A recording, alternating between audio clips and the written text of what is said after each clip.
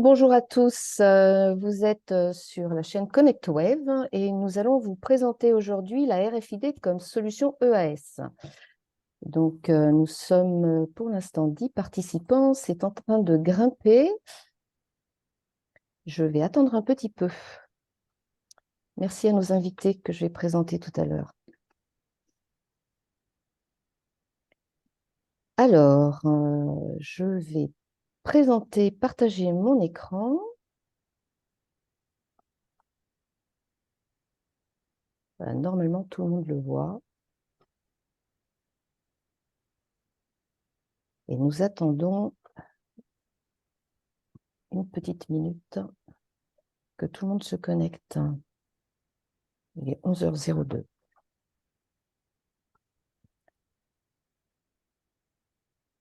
Donc, je pense que nous allons pouvoir commencer. Alors, je vous remercie d'être présent aujourd'hui sur la chaîne ConnectWave sur YouTube. Nous allons vous présenter aujourd'hui le sujet de la RFID, la radiofréquence ID, comme solution EAS. Alors, EAS, c'est Electronic Article Surveillance, qui est largement utilisée dans le monde du retail, dans les boutiques. Et c'est ce que nous allons vous présenter aujourd'hui. Pour rappel, nous avons prévu que ce webinaire dure de 11h à 11h45 avec 20 minutes de présentation suivi d'un petit temps de questions-réponses. Vous pourrez justement poser vos questions à la fin de ce webinaire dans l'onglet chat qui est en bas de votre écran et nous y répondrons à la fin de cette session. Ce webinaire est organisé par ConnectWave avec nos adhérents que je vais vous présenter, donc Checkpoint, qui est représenté par Arnaud Wyss, qui est Key Account Manager, et par Isadora Roman de la société Primo Indé et qui occupe le poste de communication marketing. Je suis Sophie Tron et je suis fondatrice de GoToIoT, une société qui offre des solutions dans l'IoT, l'Internet des objets. Avant de leur laisser la parole, je vais vous présenter brièvement ConnectWave pour ceux qui ne sont pas encore bien au courant de notre activité. ConnectWave, c'est une association qui regroupe des professionnels de l'IoT et de la RFID, des entreprises qui sont très actives autour de la traçabilité et de l'identité digitale des objets connectés tout au long de leur cycle de vie. ConnectWave fédère un réseau de 10 000 sociétés et 15 000 professionnels qualifiés dans l'IoT et les technologies sans contact, comme je le disais, RFID, NFC, etc. Nous avons une dynamique régionale avec la création de pôles régionaux. Nous avons créé des pôles en Île-de-France, Paris-Île-de-France, dont je suis la responsable, et puis l'Auvergne-Rhône-Alpes, du côté de Grenoble et de Saint-Étienne. Nous avons des rendez-vous et des networking régulièrement dans ces régions, des ateliers également, et une palette de services à votre disposition, notamment des services de communication avec ces fameux webinaires bimensuels, dont celui-ci, une newsletter tous les mois qui met en avant nos adhérents et leurs annonces et les activités, une mise en avant sur les réseaux sociaux, sur LinkedIn notamment et Twitter, X, et des interviews vidéo de nos adhérents. Nous avons une proposition de tarifs préférentiels pour participer aux événements clés de l'IoT, des diffusions d'appels d'offres de nos adhérents, des after-work, des promotions pour les salons et les événements. Nous accompagnons également les projets avec des experts qui vont vous orienter sur des solutions que vous souhaiteriez commercialiser, développer dans l'IoT et le RFID. Nous accompagnons aussi sur la stratégie et votre croissance, notamment pour les startups. Nous allons maintenant vous présenter la solution de Primo Indé qui va être commentée par Isadora Roman. Je vais lui laisser le partage de sa présentation. Isadora. Merci Sophie. Alors,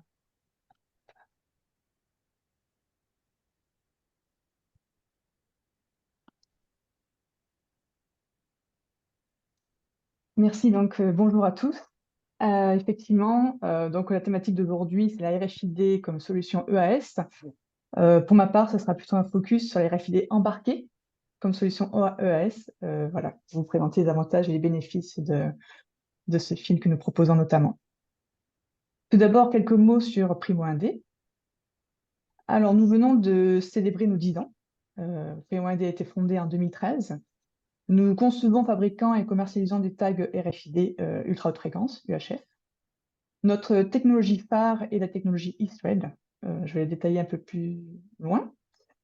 Et voilà, notre vocation, effectivement, de cette technologie, c'est d'être le lien entre les articles physiques et digitaux. En quoi notre produit est innovant? En l'occurrence, comme vous pouvez voir, c'est son facteur de forme qui est unique. C'est un fil et non pas un tag carré rectangulaire que l'on peut connaître. Et nous faisons partie intégrante de l'écosystème RFID, donc c'est pourquoi nous nous exprimons aujourd'hui notamment. Mais Arnaud, ultérieurement, va détailler un peu plus toutes les notions de RFID et de l'écosystème. Nous adressons donc les marchés suivants, donc notamment le retail avec le prêt-à-porter, les vêtements de travail, la pneumatique, les câbles, l'agriculture et également tout le matériau, tout produit avec des matériaux basse composite. Donc par rapport à la thématique d'aujourd'hui, le contexte et l'enjeu de l'EAS. Une brève définition, mais Sophie l'a déjà mentionné, hein, l'EAS, donc c'est Electronic Article Surveillance, c'est l'ensemble des dispositifs électroniques par des étiquettes ou des antennes, par exemple, pour prévenir des marques inconnues. Et la RFID, donc pour notre part, nous sommes sur la RFID ultra haute fréquence, et qui est une technologie d'identification à distance par radiofréquence. Donc la démarque inconnue, déjà quelques chiffres, excusez-moi. Quelques chiffres. En France, cette démarque inconnue, hein, qui est la différence entre le stock existant et le stock théorique, représente à peu près 1,4% du chiffre d'affaires. Donc, cette démarque inconnue, il y a différents facteurs, différentes causes.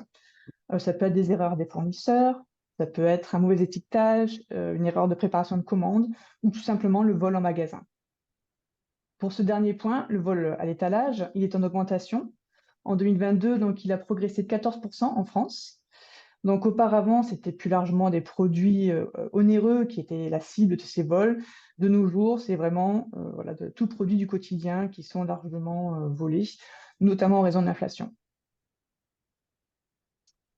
Alors, je ne vais pas trop spoiler la présentation d'Arnaud, mais pourquoi choisir les RFID en tant qu'EAS?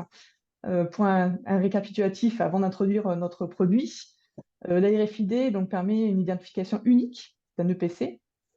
Donc, cela induit que chaque article peut être suivi en temps réel. Cela permet une reconnaissance multicatégorie, c'est-à-dire chaque produit est identifié par sa taille, son coloris, son modèle, sa marque, par exemple. Cela permet une lecture rapide à distance et en masse, tout en maintenant la confidentialité des données. Voilà, donc pour synthétiser, les grands bénéfices de la RFID, c'est une meilleure gestion des inventaires, une optimisation des flux entrants et sortants, par exemple en magasin, en l'occurrence, ou à l'entrepôt, et de lutter contre le vol à l'étalage. Quelle est la valeur ajoutée de la RFID embarquée? Actuellement, les dispositifs EAS sont plutôt facilement détachables, comme on peut montrer ces photos. Si on parle d'étiquettes, de badges, cela peut se détacher. De notre côté, notre technologie eThread est un tag donc embarqué. C'est pour ça que l'on parle de RFID embarqué, car il est intégré, si on parle de textile, dans le surjet, donc indétachable. Il peut également être intégré dans des produits à base de textile, bien évidemment, de composite ou de caoutchouc aussi, à titre d'exemple. Si l'on parle de cette notion d'indétachable, elle est clé parce qu'une étiquette ici détachable, eh bien, elle engendre du vol. C'est plus facile de voler donc, le produit en magasin et ça engendre également une perte de traçabilité tout au long du cycle de vie de ce produit. Lorsque le tag est réellement embarqué dans le produit, cela permet de développer de nouveaux business models. En l'occurrence, si l'on parle de magasins, de location, de vêtements de seconde vie, la traçabilité est maintenue. Cela facilite aussi le tri, parce que le tag RFID embarqué donne accès, donc, par exemple, aux informations de composition des matériaux, et donc cela facilite le recyclage. Notre tag, petite parenthèse, donc, est durable, car il est lavable, il résiste à 100 cycles domestiques de lavage. Il résiste également aux contraintes mécaniques et aux températures élevées. Donc voilà, c'est ce petit produit, comme vous pouvez voir, ce tag RFID qui fait 13 cm et 0,5 mm de large. Il résiste notamment aux environnements corrosifs, au pliage, aux élongations et aux process industriels au sens large, notamment en résistant aux températures jusqu'à 200 degrés. Il est non intrusif, c'est-à-dire que l'ISOL est intégré à la source du produit sans l'altérer. Et puisque l'on parle de magasin, lorsqu'il y a des essayages de vêtements, ils ne gênent pas, on ne le sent pas, à l'inverse des étiquettes par exemple. Comment est-il intégré pour cette notion textile? Le fil que vous avez vu est donc inséré entre deux rubans, soudés par ultrasons. Et donc ensuite, cette forme est plus simple pour l'intégrer dans le surjet avec la surjeteuse, comme le montre la photo. Également, l'USWAD est performant. Il a une distance de lecture qui peut aller jusqu'à 12 mètres. Il y a un mode protégé pour la puce Impinj, mais je vais revenir dans quelques instants sur ce point-là. Et donc, le tag permet et garantit l'accès aux données du produit tout au long du cycle de vie, puisqu'il est le lien entre le produit physique et le cloud, par exemple, s'il faut retrouver des informations, des instructions, etc. Si l'on parle de performance, le tag eThread est compatible avec tous les lecteurs RFID. Il couvre les bandes de fréquences ETSI et FCC, donc à l'international. Et il est performant aussi dans les conditions de lecture difficiles, si l'on pense par exemple aux conditions de stacking, qui est l'ajout de cartons, si vous voulez, ensemble. Et également, il résiste aux variations électromagnétiques de l'environnement. Le mode protégé de la puce, donc c'est notre partenaire Impinj qui propose cette technologie, c'est en fait la possibilité de rendre le tag muet lors de l'achat. C'est-à-dire qu'au passage en caisse, suite au passage en caisse, le tag devient non lisible auprès des lecteurs et des antennes RFID.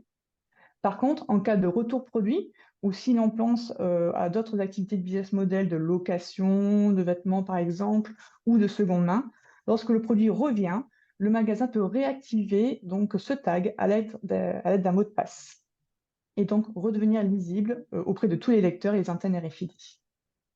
Donc cette technologie, ça permet également d'être en conformité avec la RGPD pour tous les sujets de données par exemple, et ça permet bien évidemment de se protéger contre des marques inconnues. Également, mais non des moindres, l'ISWAD contribue à une production durable. Nous avons effectué une ACV et donc notre produit représente 9 grammes d'équivalence en CO2 pour le tag.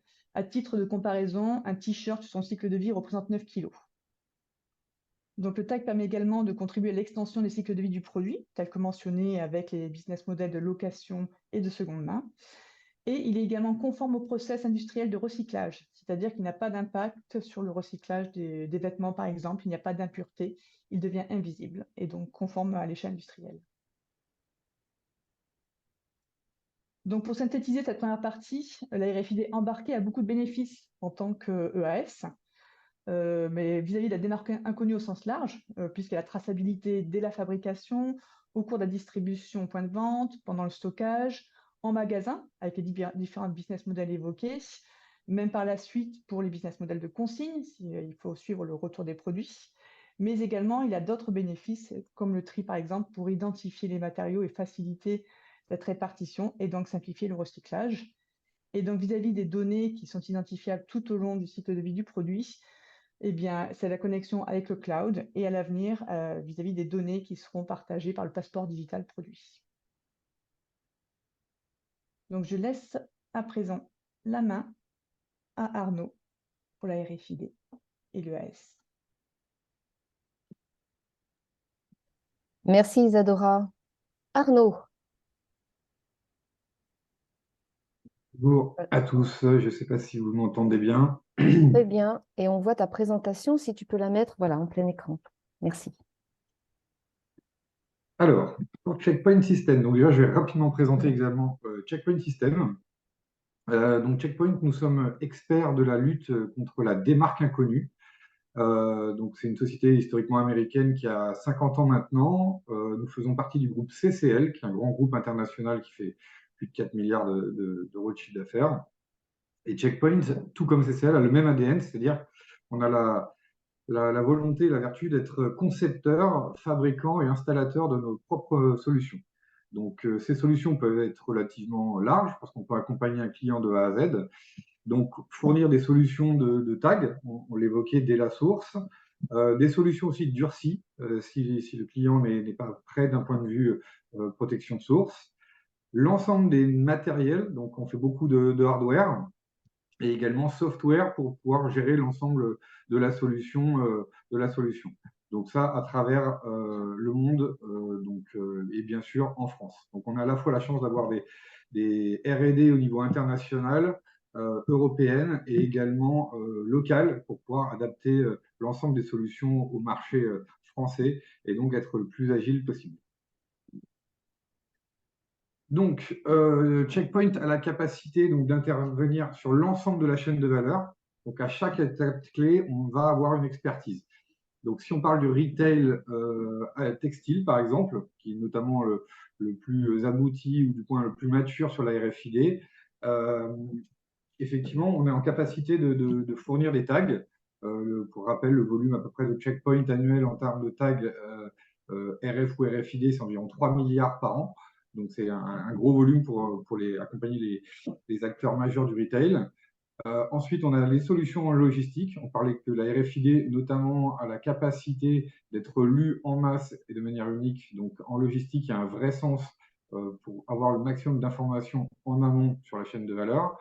Et également, bien sûr, toutes les solutions magasin, à la fois en encaissement, à la fois en inventaire et l'antivol qui concerne le sujet particulier du jour. Donc, Checkpoint est un acteur majeur de la RFID avec un marché historique qui est forcément le textile, qui est, comme je disais tout à l'heure, le plus mature.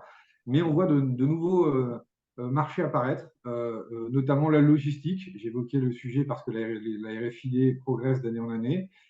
Et la maîtrise des flux devient un vrai enjeu pour pouvoir améliorer l'expérience client. Je pense notamment aux flux web, etc. Il faut vraiment maîtriser son stock et non pas de manière théorique, mais de manière réelle pour pouvoir avoir la meilleure expérience client à fournir. Et on voit aussi de nouveaux enjeux qui apparaissent, les enjeux environnementaux, les lois aussi locales, comme la loi AGEC, qui font beaucoup pour le réemploi et donc qui nous demandent d'utiliser la RFID aussi sur ce sujet. Et enfin, les vins, champagnes et spiritueux qui ont aussi des gros enjeux sur la traçabilité et la lutte contre le marché gris. Donc ça, ce sont des marchés plutôt récents, mais qui sont en plein essor. Et il y en a de nombreux autres qui ne sont pas forcément spéciaux sur le retail, qui peuvent être aussi dans d'autres domaines comme tout ce qui est médical et autres. Donc, rapidement, la RFID, je ne vais pas revenir longtemps sur le sujet, mais c'est vrai que c'est vraiment la RFID, donc c'est l'identification qui va être important. Donc, l'objectif, c'est vraiment d'identifier de manière unique des objets. Alors, ça peut être des animaux et des personnes selon les domaines d'application, mais de manière unique. Et ça, c'est un point qui est vraiment important parce qu'on va traiter donc chaque produit, donc d'autres produits qui pourraient être identiques à l'œil nu, voire à l'EAN, seront considérés comme différents pour la RFID. Et donc, on peut identifier ça de manière très précise. Le fonctionnement d'un système est pour pouvoir émettre une sonnerie dans l'antivol. Donc, une antenne va émettre des ondes qui vont ensuite réveiller le tag qui va répondre des données. Et ces données vont être analysées par un reader intelligent qui va ensuite discuter avec un ordinateur et donc une base de données qui va dire si le produit est considéré comme volé ou pas volé et donc avoir un statut. C'est un petit peu technique, mais c'est pour bien comprendre le système de fonctionnement. Donc, on était sur des systèmes, je veux dire, radiofréquences relativement classiques. La RFID permet d'aller beaucoup plus loin en termes de qualité de détection. Dans la RFID, il existe plusieurs champs d'application selon la fréquence. Et donc, ça peut aller de quelques centimètres en termes de détection jusqu'à plusieurs centaines de mètres. On connaît tous des badges d'accès qui utilisent de la RFID également, les badges type autoroute et également les tags sur la partie retail. Donc, sur la partie retail, on est sur de l'UHF, donc de la fréquence au niveau international de 850 à 960 MHz. Donc, il y a différentes normes selon les pays et les régions, mais on est sur cette fréquence-là. Donc, les avantages, on en a déjà parlé tout à l'heure un petit peu. Merci Isadora. C'est vrai qu'on peut lire à plusieurs mètres. Donc, ça, en termes de lecteurs et de readers, on va pouvoir aller un peu plus loin et les rendre plus discrets, ce qui est très intéressant pour les retailers. Donc, avoir notamment des antennes qui sont classiquement vues dans l'antivol plus espacées. Donc, ça va les aérer, je vais dire, l'entrée du magasin et apporter du confort aux clients. On peut les masquer aussi avec des systèmes type overhead, donc au plafond, ou underfloor, directement dans le sol. On a la capacité de connaître tous les produits, donc ça c'est vraiment un point important pour la gestion d'une alarme antivol en magasin. Typiquement, s'il y a 10 produits qui passent dans l'antenne, l'antenne va bien voir les 10 produits, mais va interroger le fameux ordinateur et la base de données pour savoir est-ce qu'ils sont bien vendus ou non. Et sinon, on sait exactement quel produit n'est pas vendu. S'il y en a un dedans qui n'est pas vendu, on saura le dire à l'agent de sécurité qui peut donc identifier ce produit et le faire repasser en caisse si c'est uniquement un oubli. On travaille également sur un taux de détection qui est calculé différemment aussi. Ça, c'est une des particularités dans le retail aussi RFID, puisqu'on a l'ensemble des produits qui passent en caisse et l'ensemble des produits vont être vus par le reader. Tous ne vont pas sonner, mais tous vont être vus. Et donc, on parle souvent de décision de sonnerie et non plus de simplement sonnerie basique. Donc, on va travailler un taux de détection entre 85 et 95% selon les types de readers qu'on va utiliser, les types de tags qu'on évoquait tout à l'heure avec Isadora, et donc l'environnement aussi de l'entrée. Le tag ne se désactive pas en caisse, on l'a déjà évoqué, donc très intéressant pour la location ou la seconde vie. C'est déjà des applications qui sont en cours dans le retail. Il y a néanmoins quelques limites, effectivement, à la RFID, qui sont généralement l'eau et le métal. Mais, je le dis bien mais, déjà, il y a bien des limites dans l'ensemble des technologies, et ces limites sont de plus en plus maîtrisées. Je parlais tout à l'heure de R&D, et notamment de champagne. Le champagne est bien sûr un élément liquide, et on arrive à utiliser la RFID et des étiquettes RFID sur le champagne.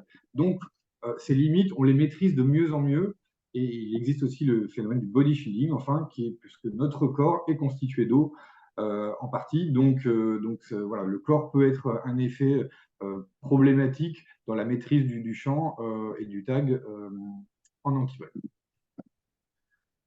Je vais passer rapidement. Donc l'évolution on peut la voir à l'écran sur les antennes. Donc on était sur des antennes plutôt classiques historiquement. Et typiquement, le fait de pouvoir mettre le reader de différentes manières, on va aller de plus en plus vers des choses plus discrètes et donc des antennes qui permettent de ne pas casser l'aspect visuel qui est demandé par les retailers. Donc, c'est vraiment une demande, l'esthétisme en entrée de magasin. Donc, sur la droite, donc, nos antennes qu'on appelle les G36, qui sont, où le reader est dans le pied de l'antenne. Les systèmes overhead, donc installés au plafond, qui permet de complètement dégager l'entrée et se profondre dans le mobilier du magasin et de manière plus discrète possible, donc en noir, en blanc, selon besoin. Les systèmes underfloor, donc là vous avez à l'écran un des plus grands systèmes installés au niveau international, donc sur près de 20 mètres, qui est en France au niveau à Carré-Sénard. Mais le principe est le même. Donc, en gros, on met l'ensemble des lecteurs et des détecteurs dans le sol, noyés dans le sol. Et donc, ce qui permet d'avoir une détection anti-vol, donc une protection anti-vol, et ce, sans casser l'aspect visuel du magasin. Une des nouveautés, c'est qu'on peut mixer aussi des systèmes antennes et overhead. Donc, on vient de sortir un nouveau produit qui s'appelle Sphero, qui est déjà disponible sur le marché et donc voilà, qui permet à la fois de coupler un système plafond et des antennes sur les côtés.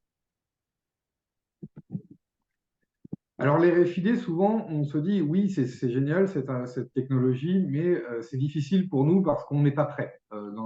C'est souvent des questions ou des remarques que l'on a de la part de la retailer. Il faut savoir qu'il y a deux niveaux pour aborder la RFID. Donc, il y a forcément ce qu'on évoquait tout à l'heure, donc les programmes d'étiquetage à la source, donc avec une pose industrialisée sur le 100% des produits cibles. Donc, soit pour des systèmes d'étiquettes classiques, ce qu'on peut appeler aussi des pocket tags. Donc là, pour le coup, l'étiquette est vraiment tissée aussi un petit peu comme Primo 1D, mais nous, on est encore sur des étiquettes classiques, donc 4 par 4 cm ou différentes tailles. Ça peut être des étiquettes qui sont ensuite suspendues aux vêtements ou mis dans les car labels. Mais c'est aussi la RFID, parfois de la sécurisation en point de vente, tout simplement avec des étiquettes RFID que l'on peut coller sur des produits spécifiques, et non pas forcément tout le magasin, mais aussi utiliser des systèmes ARTAG RFID, donc pour pouvoir réutiliser ces ARTAG et protéger le vêtement de manière un peu plus solide. Voire même, une des spécialités chez Checkpoint, c'est qu'on a réussi à faire un ARTAG bitechnologie, à la fois RF et RFID, qui permet de faire une transition de parc en douceur. Pourquoi aussi c'est intéressant? Parce que typiquement, un parc est installé pour de nombreuses années et des programmes à la source, ce sont à chaque collection.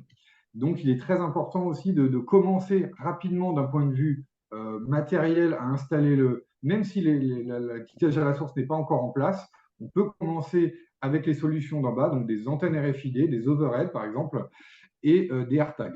Et ensuite, enfin, l'enseigne peut se lancer dans le programme d'étiquetage à la source. Donc, les deux sont possibles en parallèle. Ça, c'est très important. Donc, la RFID, au final, c'est une technologie qui est plutôt fiable, qui est même très fiable, qui est performante, qui présente de nombreux usages. En antivol est un des usages et donc qui permet d'amortir encore l'ensemble de l'investissement RFID.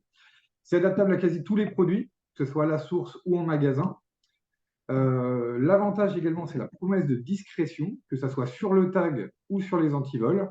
Et enfin, c'est une technologie qui est adaptée à tous les retailers, et ce, dès tout de suite. Pas forcément, il n'est pas forcément nécessaire, donc, comme je le disais juste avant, de se lancer dans un programme de protection source tout de suite pour commencer à mettre de la RFID dans son enseigne.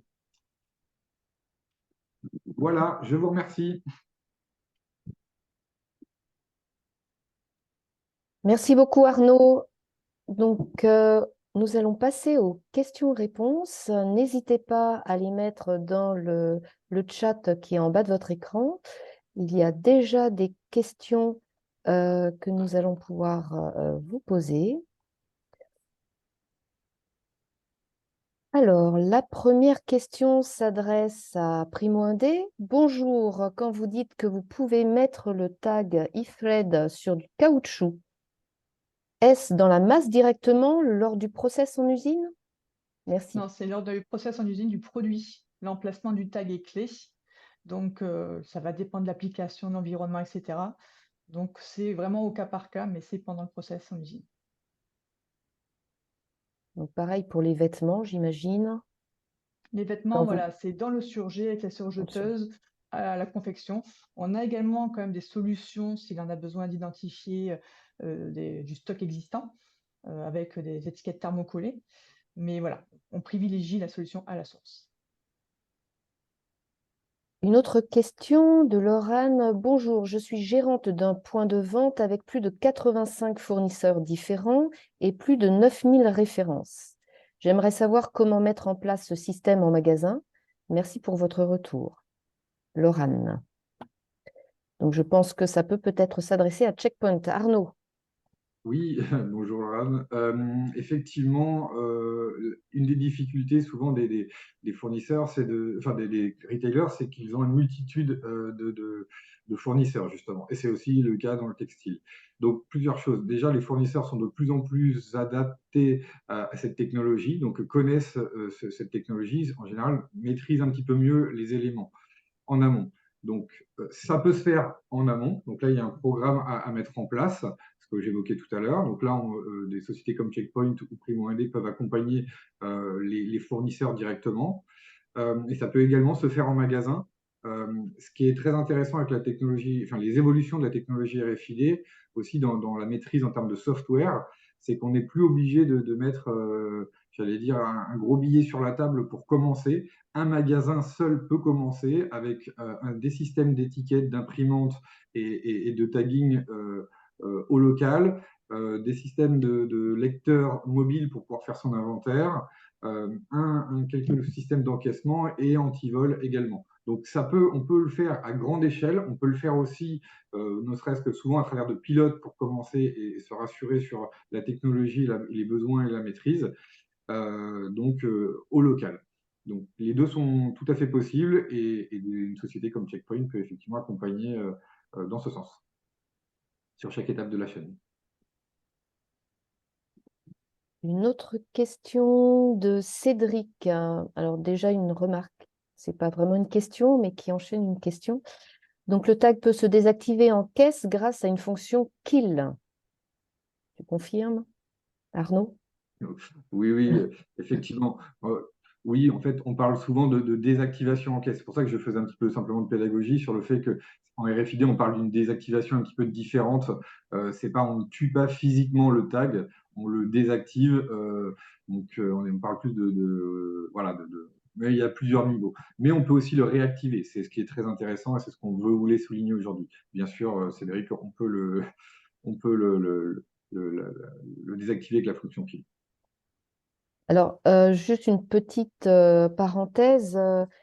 Isadora Primo-Indé parlait de rendre le tag invisible. Donc, quelle est la Oui. différence entre désactiver en caisse, ne pas désactiver en caisse et rendre invisible? Là, Isadora. c'est la puce, notre partenaire Impinj qui a développé cette technologie de Prosthetic Mode. Et donc voilà, c'est leur technologie, la puce donc, devient muette après le passage en caisse et n'est plus détectable.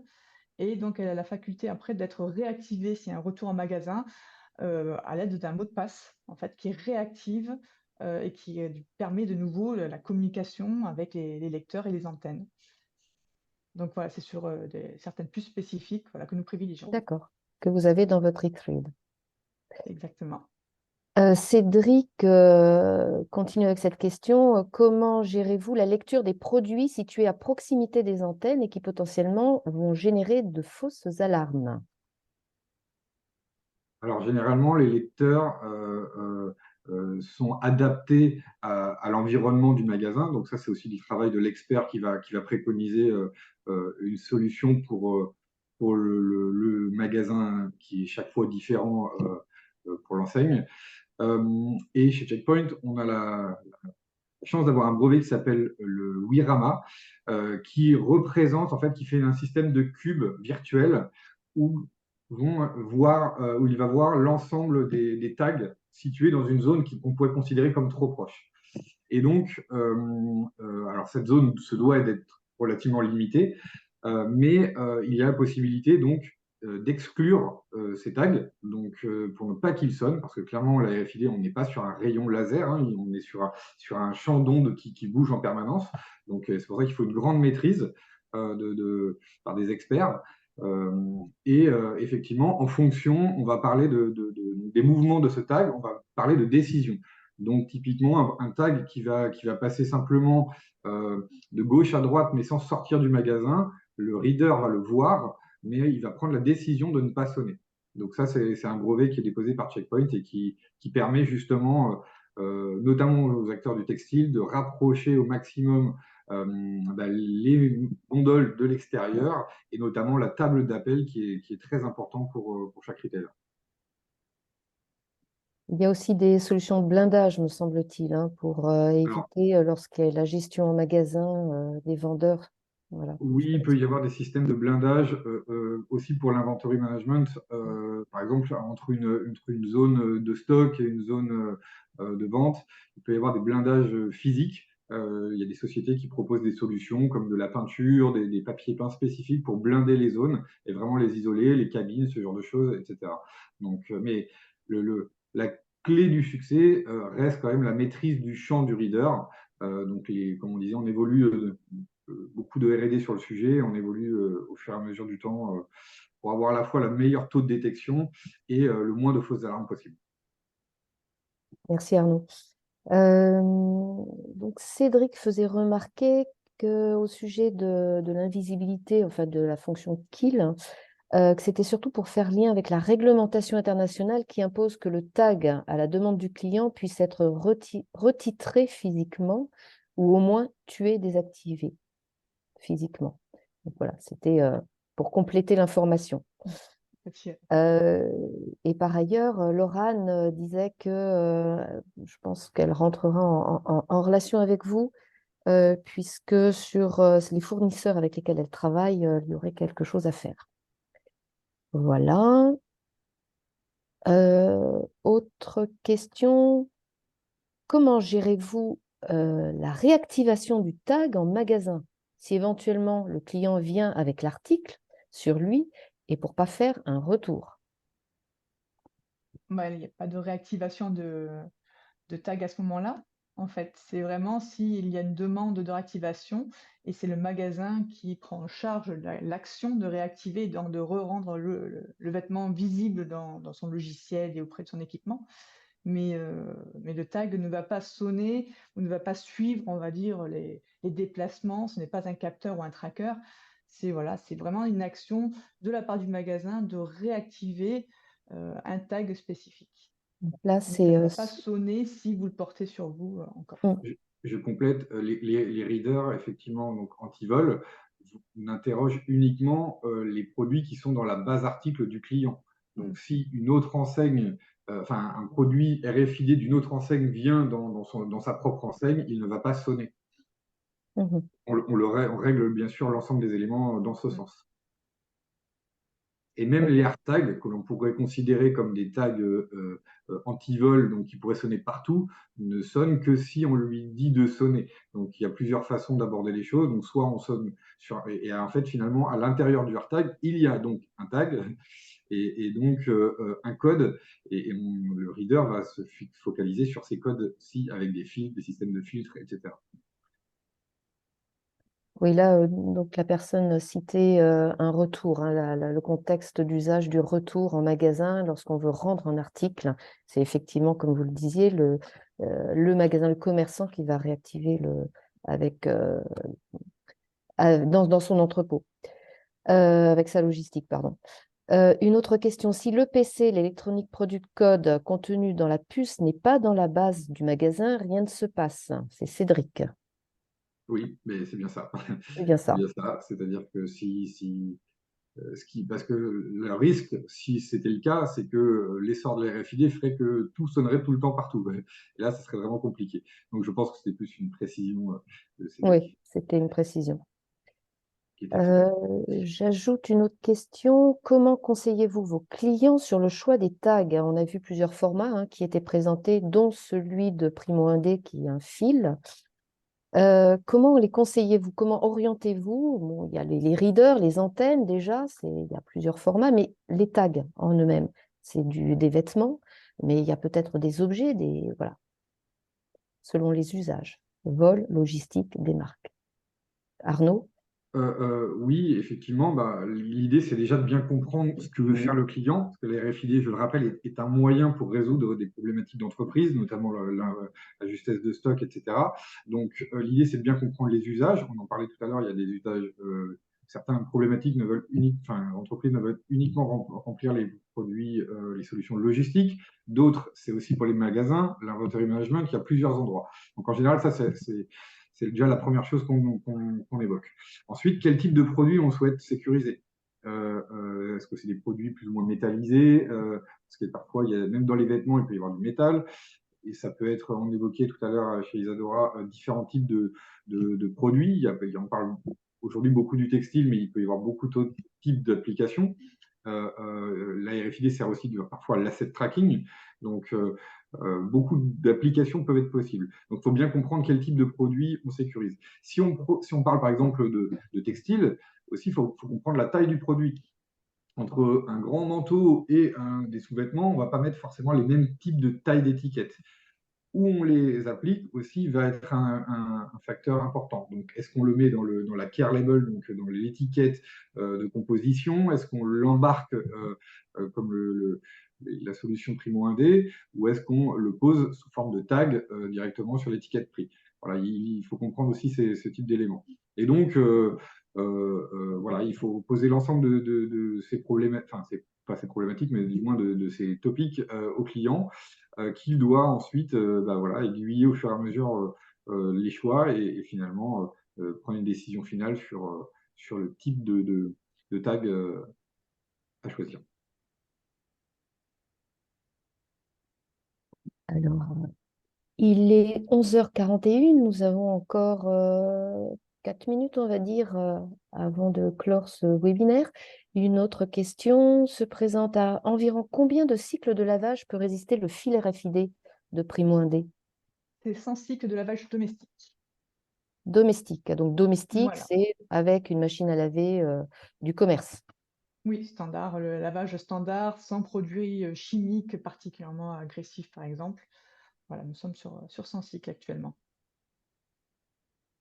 Alors, Je complète en fait sur d'autres cas d'usage comme de la vaisselle réutilisable. Je parlais du réemploi tout à l'heure. Et pareil, il y a aussi un grand nombre de cycles qui peut être prévu et les étiquettes sont parfois spécifiques à chaque usage. Donc en fait, finalement, nous avons un grand panel d'étiquettes qui peuvent aussi aller au micro-ondes, ce genre de choses. Donc tout ça c'est étudié et on fournit les étiquettes adaptées à chaque usage. Si finalement c'est un usage quasi unique, j'allais dire, au bout de quelques lavages, on peut choisir une étiquette avec un prix d'accès plus simple et donc au bout de quelques lavages, ne plus l'utiliser, ou au contraire, on va avoir plusieurs centaines de lavages, comme on évoquait. On adapte nos étiquettes en fonction des besoins. donc la personne demandait également si les tags étaient vierges ou fallait-il les encoder. À réception, j'imagine. Je ne sais pas si Monsieur Joher Béji peut détailler un peu, compléter sa question. Les tags Bah, après, sont-ils si c'est vierges ou par doit-on rapport à les nous, encoder? Mm. l'encodage, on a recours à un service bureau, en l'occurrence, À la auprès de réception, oui. Checkpoint. Mais même une étiquette qu'on peut dire vierge, elle a toujours à minima un code de production, etc. à l'intérieur. Néanmoins, on peut la réencoder Mm. et faire ce qu'on appelle la sérialisation aussi, donc pour donc sérialiser l'ensemble des produits pour que chaque produit vendu devienne unique. Une autre question de Tolandi. Quelles sont les solutions aujourd'hui concernant les limites de la RFID? L'eau, le métal? Eh bien, il y en a beaucoup. La R&D, nous, R&D travaille beaucoup sur le sujet. En fait, c'est aussi dans la composition et une antenne, donc qui s'est composée d'un chip et aussi une étiquette, pardon, d'un chip et d'une antenne. Et donc, ces antennes vont pouvoir être travaillées avec des matériaux spécifiques, tous recyclés d'ailleurs, je le précise, euh, qui vont pouvoir capter au mieux les champs. Et donc, c'est comme ça qu'on arrive à faire des étiquettes dédiées pour des produits liquides ou tout simplement parfois avoir des astuces pour légèrement les décoller de quelques millimètres. Et donc, ce type d'astuce permet de pouvoir viser 100% des produits. Si je prends l'exemple du client le plus connu comme Decathlon, 100% de leurs produits sont tagués RFID. Et pourtant, ils vendent des plombs de pêche, ce genre de choses, donc des ballons et autres. Donc voilà, c'est le type de tag, la façon dont on va le poser, qui va pouvoir travailler le sujet. Mhm. Donc, par Après, s'il exemple, faut sur une rajouter... bouteille? Oui, pardon. Vas-y, Isadora. Non, j'allais rajouter de notre côté aussi, on a aussi de la protection, parce qu'effectivement, le fil, on a différents packaging en fonction de l'environnement, des cas d'usage. Donc, il peut être enduit. On parlait du caoutchouc tout à l'heure. Le fil est enduit, ou alors on peut le protéger aussi avec une capsule plastique, par exemple, en fonction voilà, de l'environnement et des contraintes qu'il y a. Les objets. Donc, pour en revenir aux bouteilles sur lesquelles vous placez des étiquettes, hein, ces étiquettes, c'est des tags particuliers parce que les étiquettes sont collées. Donc, il n'y a pas ce fameux espace de 2 millimètres. Exactement. Donc, après, on est dans des cas d'usage assez particuliers qui ne sont pas l'antivol, qui est plutôt la logistique. Mais néanmoins, sur une bouteille de champagne, donc on est bien d'accord que c'est derrière l'étiquette, donc c'est collé à la bouteille. Et ça fonctionne. Donc c'est aussi la capacité des readers à lire qui augmente d'année en année. C'est les capacités des tags à être lus. Donc, c'est l'ensemble des deux. Donc, c'est pour ça qu'on parle beaucoup et on est fiers d'avoir une R&D. C'est pour pouvoir travailler tous ces éléments-là. Alors, on va peut-être terminer sur les démarches RSE. Vous avez très certainement l'un et l'autre mis en place des démarches de responsabilité sociale et environnementale. Sous quelle forme ça peut être représenté chez Primo 1D, par exemple?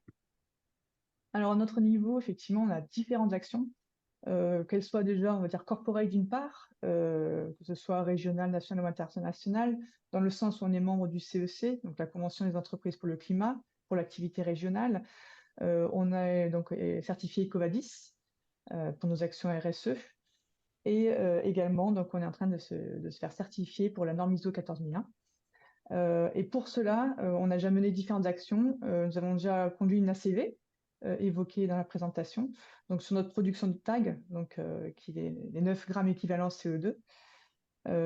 Et ensuite, nous avons aussi démontré que avec le CETI notamment et Decathlon, que lors du recyclage de t-shirts avec nos tags embarqués ou non, le recyclage était le même et qu'il n'y avait pas de résidus de tags dans les produits recyclés et qu'il était possible de refiler, en fait, de refaire du fil par la suite pour de futurs vêtements.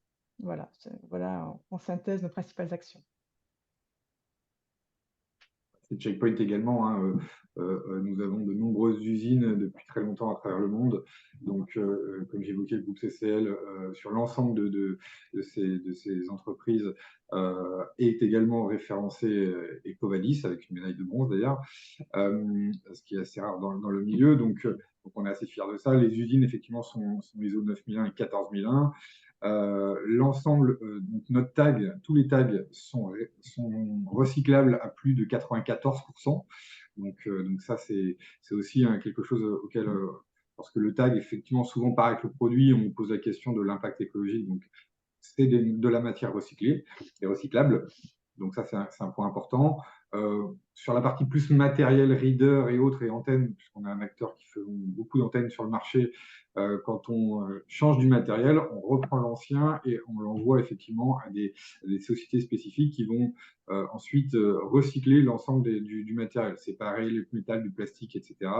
Et donc ce sont des démarches d'amélioration continue, mais que l'on fait depuis déjà très longtemps.